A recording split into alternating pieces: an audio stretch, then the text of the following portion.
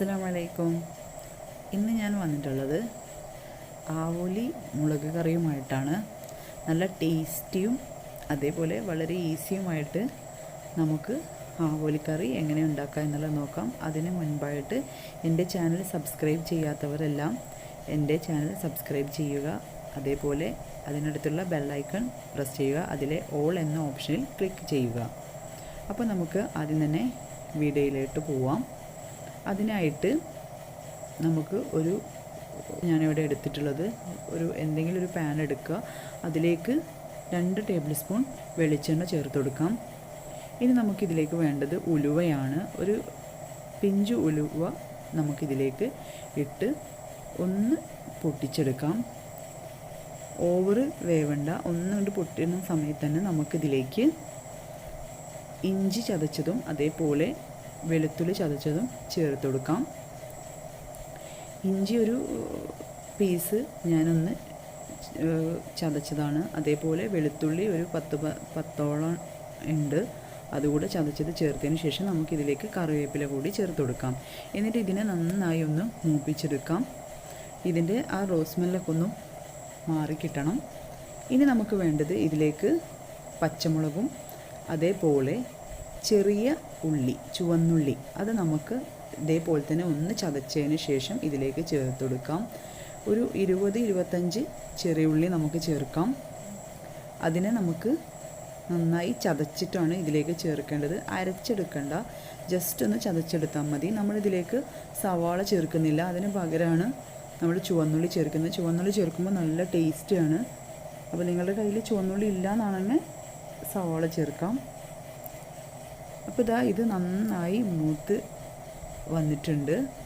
ഇനി അടുത്തതായി നമുക്ക് വേണ്ടത് ഒരു തക്കാളി എടുത്ത് മിക്സിയുടെ ജാറിലിട്ട് ഒന്ന് അരച്ചെടുക്കണം.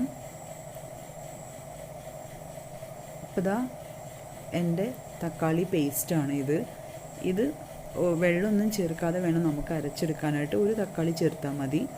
ഇനി ഇത് നമുക്ക് ഇതിലേക്ക് ചേർത്ത് നന്നായി ഇതും വേവിച്ചെടുക്കാം. തക്കാളിയുടെ റോസ് സ്മെല്ലൊക്കെ പോകണം, അതുവരെ നമുക്കിതിനെ വേവിച്ചെടുക്കണം. ഇത് നമുക്ക് 2-3 മിനിറ്റ് കൊണ്ട് വെന്ത് കിട്ടും. ഇത് വെന്തതിന് ശേഷം നമുക്കിനി വേണ്ടത് പൊടികളാണ് ചേർക്കേണ്ടത്. അത് നമുക്ക് ഓരോന്നായിട്ട് ചേർത്ത് കൊടുക്കാം. മഞ്ഞൾപ്പൊടി ഇതിലേക്ക് ചേർക്കില്ല, നമ്മളിതിലേക്ക് മുളക് പൊടിയാണ് ചേർക്കുന്നത്. 1.5 ടേബിൾ സ്പൂൺ മുളക് പൊടി ചേർത്ത് കൊടുക്കാം. അതേപോലെ തന്നെ 1 ടേബിൾ സ്പൂൺ മല്ലിപ്പൊടി കൂടി ചേർത്ത് കൊടുക്കണം. എന്നിട്ട് നമുക്ക് ഇതിനെ നന്നായിട്ട് മിക്സ് ചെയ്തെടുക്കാം. ഇതിൻ്റെയും റോസ് സ്മെല്ലൊക്കെ പോകുന്നത് വരെ നമുക്കിതിനെ നന്നായിട്ട് മിക്സ് ചെയ്തെടുക്കാം. അപ്പോൾ ഇതിനെ ഞാൻ നന്നായിട്ട് യോജിപ്പിച്ചെടുക്കുകയാണ്.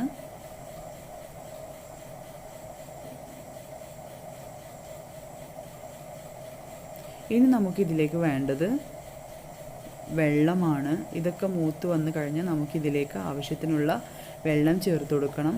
ഒരു 2 ഗ്ലാസ് വെള്ളം നമുക്കിതിലേക്ക് ചേർത്ത് കൊടുക്കാം. നമുക്കിത് തിളക്കുന്ന സമയത്ത് നമുക്ക് അറിയാൻ കഴിയും എത്രത്തോളം വെള്ളം വേണം എന്നുള്ളത്. അപ്പോൾ നമുക്കതിനനുസരിച്ച് നമുക്കിതിലേക്ക് ചേർത്ത് കൊടുക്കാം. അപ്പോൾ ഇത് എൻ്റെ ഫോണിൻ്റെ പ്രശ്നമാണ്. ഇങ്ങനെ എടുക്കുന്ന സമയത്ത് ഒരു കളറൊന്നും തോന്നുന്നില്ല, പക്ഷെ നല്ല കളറുണ്ട്. റെഡ് കളറാണ് കറിക്ക്. അപ്പോൾ ഇതിലേക്ക് ഞാൻ 2 ഗ്ലാസ് വെള്ളമൊക്കെ ചേർത്തിട്ടുണ്ട്. ഇനി നമുക്കിതിലേക്ക് വേണ്ടത് കുടംപുളിയാണ്. ഞാനിതിലേക്ക് പുളിക്ക് ആവശ്യത്തിന് കുടംപുളിയാണ് ചേർക്കുന്നത്. ഒരു വലിയ പീസും 2 ചെറിയ പീസുമായിട്ടാണ് ചേർത്തത്.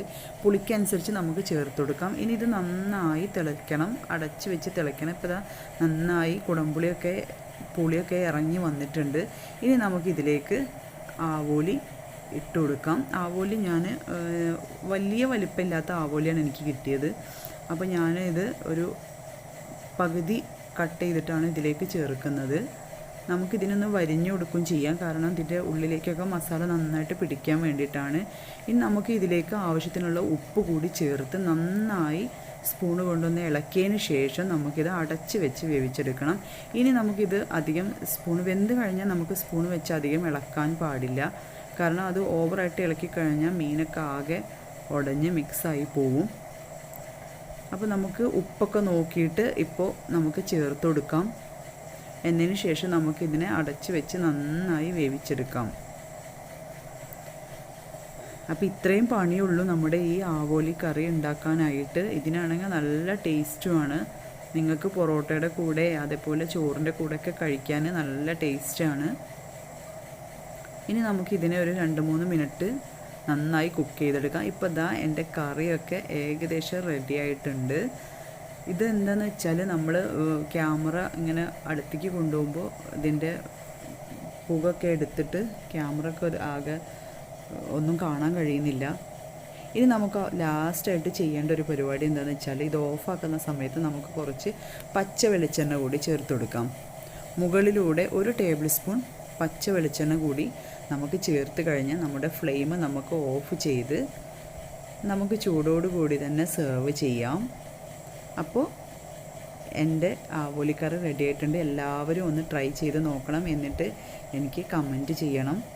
ഇനി നല്ലൊരു വീഡിയോയുമായിട്ട് ഞാൻ വീണ്ടും വരുന്നതാണ്. അതുവരെ അസ്സലാമു അലൈക്കും.